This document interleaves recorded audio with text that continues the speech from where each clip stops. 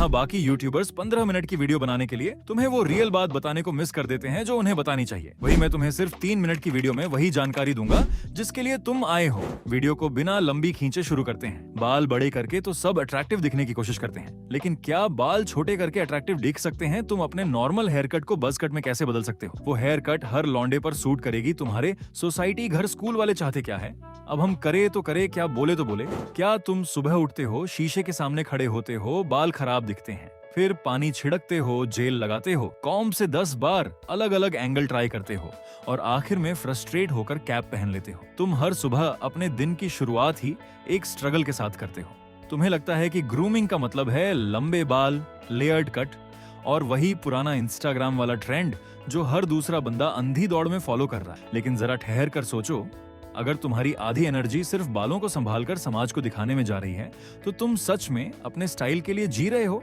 या किसी invisible pressure के लिए? जब तुम बज कट का फैसला लेते हो तो तुम एक झटके में इन सारे फालतू के ऑप्शंस को खत्म कर देते हो।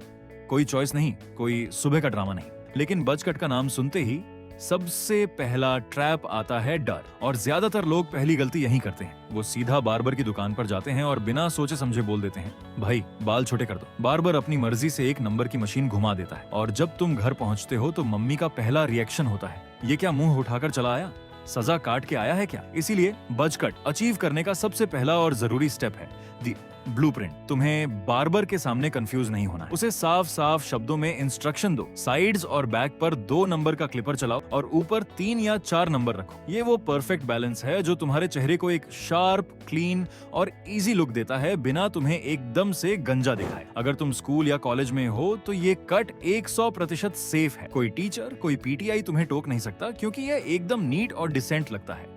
अब आता है दूसरा स्टेप, जहां 90% लोग मेंटली हार मान लेते हैं। कट करवाने के बाद जब तुम पहली बार अपने घर के शीशे में देखते हो तो तुम्हें अपना ही चेहरा थोड़ा अजीब लगता है। फोरहेड बड़ा दिखने लगता है, कान थोड़े बाहर लगते हैं और तुम्हें लगता है कि तुमने जिंदगी की सबसे बड़ी गलती कर दी। लेकिन यही वो मोमेंट है जहां तुम्हें समझना होगा कि यह कोई परमानेंट डैमेज नहीं है, ये सिर्फ एक शौक है। तुम्हारा दिमाग इस नए लुक को अडॉप्ट करने में मुश्किल से 48 घंटे लेता है।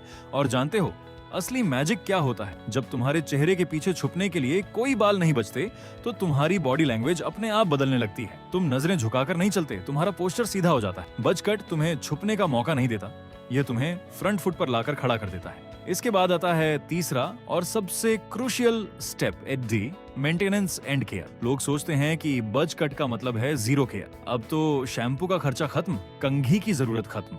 बात सही है कि कॉम्ब की जरूरत नहीं पड़ती, लेकिन इसका मतलब ये नहीं कि तुम अपने स्कैल्प को भूल जाओ। जब बाल छोटे होते हैं तो सूरज की सीधी धूप, धूल और प्रदूषण सीधा तुम्हारी सिर की स्किन पर अटैक करते हैं। अगर तुमने स्कैल्प की सफाई पर ध्यान नहीं दिया तो ड्राइनेस और डैंड्रफ बहुत गंदे तरीके से दिखने लगेंगे। इसीलिए एक सिंपल रूटीन फॉलो करो। नहाते वक्त एक माइल्ड शैम्पू से सिर साफ करो और अगर धूप में लंबा बाहर रहना है तो जो सनस्क्रीन चेहरे पर लगाते हो उसकी हल्की सी लेयर सिर पर भी लगा लो। और हाँ, यह स्टाइल तभी तक किलर लगता है जब तक यह फ्रेश हो, यानी हर 2 से 3 हफ्ते में तुम्हें बार्बर के पास जाकर वही 2 और 4 नंबर का टचअप दोबारा लेना पड़ेगा। आखिर में वही सवाल, क्या छोटे बाल तुम्हें अट्रैक्टिव बना सकते हैं? जवाब ये है कि बज कट सिर्फ एक हेयर कट नहीं है, ये एक मेंटल रीसेट है। जब तुम घर वालों के ताने, दोस्तों की हंसी और समाज के जजमेंट को पार करके इस लुक को अपनाते हो तो तुम्हें समझ आता है कि कॉन्फिडेंस 6 इंच के बालों में नहीं बल्कि तुम्हारे एटीट्यूड में होता है। ये छोटा सा कट तुम्हें भीड़ से अलग दिखाता है और यह साबित करता है कि तुम्हें हैंडसम दिखने के लिए किसी ट्रेंड की बैसाखी की जरूरत नहीं है।